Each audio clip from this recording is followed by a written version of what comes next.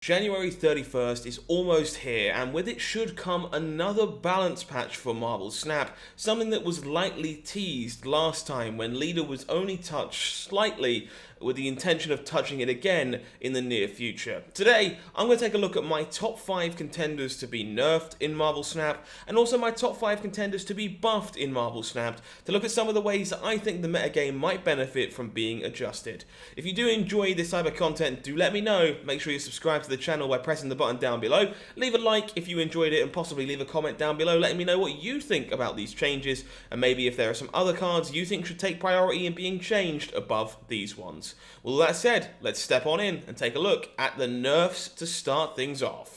Firstly, for me, we're going to take a look at Wave. I know I'm not alone in this one. Wave has been the kind of topic of discussion for a very long time, since it was first released in the first ever Season Pass of Marvel Snap. Wave allows you to not only play 6-cost cards much earlier than they should be played, but often prevents your opponent from being able to play multiple cards on the final turn of the game, something they're often very interested in doing.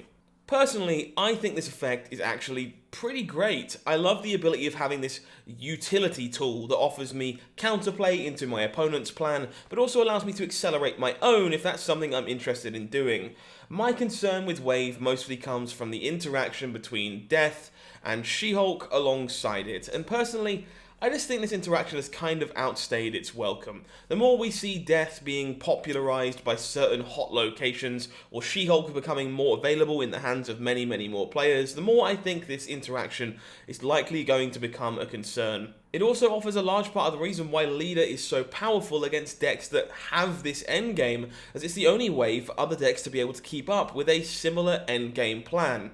For that reason, if I'm looking to adjust Wave, my priority has to be to just remove this interaction. I think Wave as a card, for the most part, is completely fine as a 3 energy, 3 power card, but we should just have it override cost reductions in their entirety. There's no reason why Death or She-Hulk should cost less than 4 if a copy of Wave has been played. My second biggest target for a nerf is one you will also see in a lot of people's videos to this effect. Silver Surfer is proving to be a bit of a problem, and is currently kind of winning the race in the argument of best Battle Pass card of all time. Although Zabu has had some dominance recently, I think only one of the two is likely to be adjusted anytime soon, and Zabu is the more recent Battle Pass card, which makes me think it is the less likely of the two. Silver Surfer is an interesting conundrum. If you remove it down to just providing 2 points of power for all your cards, it's basically a slightly worse version of Patriot, albeit not quite as susceptible to effects like Enchantress, although it is susceptible to Cosmo. I'm not sure if that's the level we want to be playing on, and personally, I love the symmetry of having Silver Surfer be a 3-cost card that gives other 3-cost cards 3 power. So I'd really like to find a way of kind of conserving that effect. The sad truth is, reducing the stats on Silver Surfer probably doesn't help very much. It usually gets played into a location where you weren't winning anyway, which means it having negative power probably doesn't fix the problem. My suggested solution to this one is actually a bit unconventional. I kinda want to keep the symmetry of Silver Surfer and have that 3-cost, 3-power buff still available, so I want to give this card the magic treatment. I want to prevent you from being able to play it on turn 6. This should hopefully make the stats from Silver Surfer significantly less surprising and present less of these final turn Brood plus Silver Surfer turns that can kind of combo everything together. It should also make playing Wong and Silver Surfer much more difficult together, because you'll have less 3-cost cards in play to actually buff when the Surfer has to come down on turn 5 instead of being played on turn 6. This is not a suggestion I've really seen anywhere else, and I'm not sure it makes all that much sense, but I'm a really big fan of keeping the kind of effect of Surfer intact and keeping it the way that it is, so I kind of like exploring this clause on more cards that Magic currently has. The third of the 5 nerfs in today's videos is the most obvious of the bunch. Leader, we know, is almost certainly being adjusted again, thanks to the previous comments from Ben Brode when it was adjusted last. This card has actually fallen off in popularity since those comments were made. The dawn of Zabu and these endgame turns from decks with Shuri and Darkhawk that Leader can't cleanly copy, much like he couldn't copy Silver Surfer, is actually making the card slightly worse than it was before.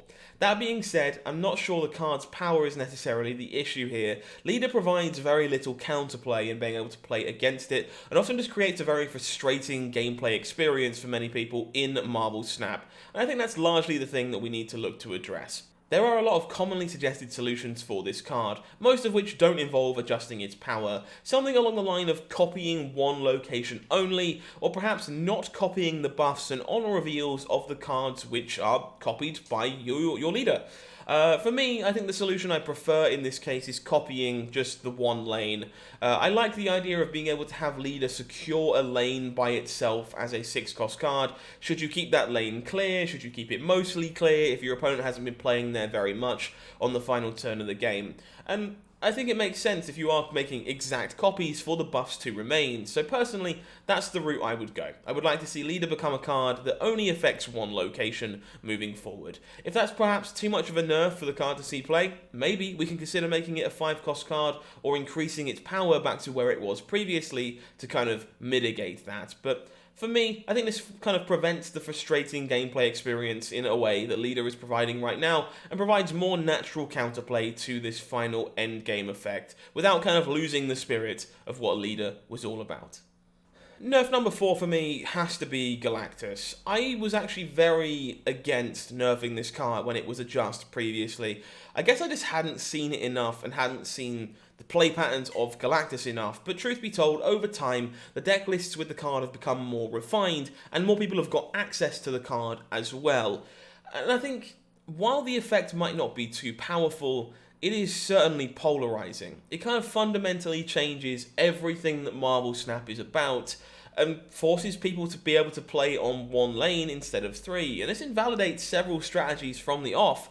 And I think my biggest problem with this is that it never creates a fun game of Marvel Snap. When the Galactus player does what they're supposed to do, often there is no counterplay for the opponent. When they don't, the Galactus player is kind of left floundering like a fish, trying to desperately win 2 locations in a deck that isn't designed to do so. And I don't think this is a net positive for anyone, as unique and as cool as Galactus' effect is.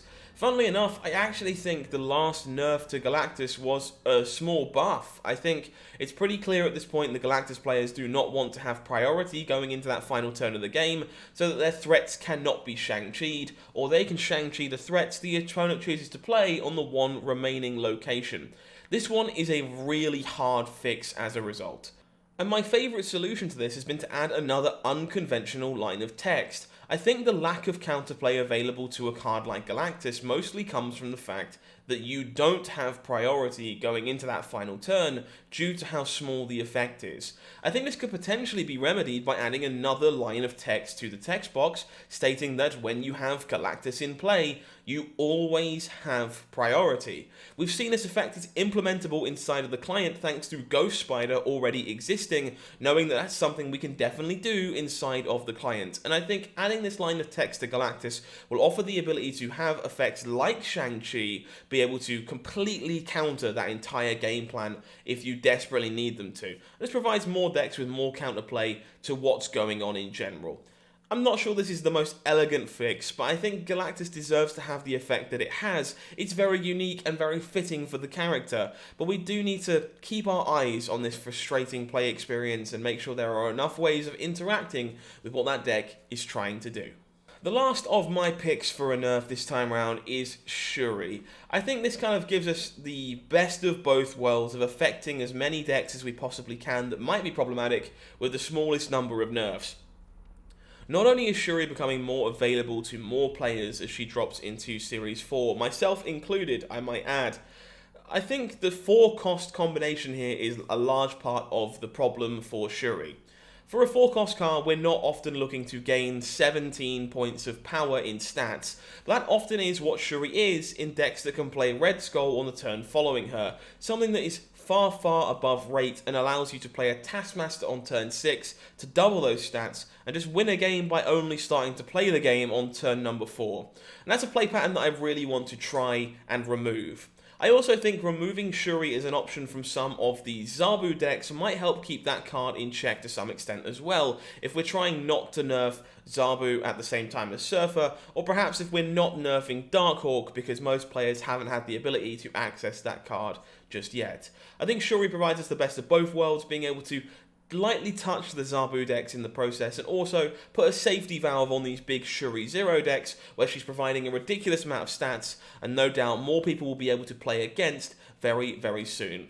My fix to this one is pretty elegant. I want those play patterns to still exist, so I think we just increase Shuri to a 5-cost card. This way, she doesn't work with Zabu for those nutty turns that those decks are capable of creating, and if we do want to create a 30-power Red Skull, we still can. We simply can't create the Taskmaster afterwards to win another location and win the game without playing the first 3 turns. And I think this fix kind of addresses all of my personal problems with Shuri, which is why I think it's a nice clean one, and I would just like to see the card become a 5-cost card instead. Moving on to our suggested buffs this time around. My first pick for this is Baron Mordo. This is the card that I often mention when people ask me what card I would like to see buffed the most over on stream. And I think Baron got really close the last time it was adjusted to make it a slightly more playable card. Its stats are good for a 2-cost card, and the effect is often, sometimes quite detrimental if you can score a hit on a card like Silver Surfer for the opposing strategy and make it so that they can't play it when they might want to or alongside the things they may wish to play it next to. I really like the idea of having this disruptive tool available by forcing your opponent to draw extra cards and making them kind of unplayable. I also think it offers a great tool to utilise in Ronan the Accuser decks, something that really isn't seeing play on the Marvel Snap ladder right now. My current buff to this one is quite elegant as well. I'd like to see the card brought more in line with a card like Cloak or Lizard to kind of give it that option of being a priority securing 2-drop with a downside attached. I'm not sure if you can buff it all the way up to 5 power and have it really fighting with Lizard for that slot, or whether or not you can just have it sitting at 4 power alongside a card like Cloak, but I would like to see the power on this one increased to make it a more tempting option for decks that are interested in gaining priority early and having access to that somewhat disruptive effect that Baron Mordo can bring. The next buff I would like to see comes in the form of Crystal. Crystal's a card that actually got a fair bit of attention when Zabu was released as a Season Pass card. A 4-cost card that can, in theory, help you find your Zabu more consistently or refill your hand after you've dumped out the 4-cost cards you already have. And you'll notice in a few of my cards that I'm suggesting to buff, a few of them are 4-cost cards to help mitigate the nerf to Shuri and give those Zabu decks a few more options, especially if you don't have access to Darkhawk just yet. I think Crystal is a really unique effect and quite a powerful one, truth be told. Card draw is quite hard to come by in Marvel Snap, and that makes it quite a lucrative option. I think I would like to try Crystal without the location restriction. If we just give her the ability to activate wherever you choose to play her, I think that will create a very powerful 4-cost card that gets a great option for many of these Zabu decks and maybe even some negative decks in the process who are interested in drawing 3 cards, maybe even some Kazoo style strategies who are also interested in refilling their hand after dumping out what they've drawn already very early on. I do think that card might theoretically be a bit too good and might need to be adjusted again in the future if that proves to be the case, but I think trying this out and seeing where it lands is far more rewarding than never trying it at all. In a similar vein, my next buff is another 4-cost card, one that I think actually really deserves to be looked at, given we expect Modok to be on the way as our next Season Pass card. I'm talking about Strong Guy. Strong Guy, a card that has had a tumultuous relationship with the Nerf and Banhammer since it was released in Marvel Snap way back in beta when it used to cost 2. And this card was a phenomenal card when it gained its buff and was much easier to sneak into your turns or plays early on. I think keeping this card as a 4-cost card is kind of interesting for the sake of making it playable alongside these Zabu discard decks, or any other Zabu shell in general that might be interested in emptying its hand out. But I do think increasing the power of a card like this might give discard a chance to make a somewhat of a comeback on the Marvel Snap ladder right now, and might find a way of playing very well with Modok moving forward when that card does release.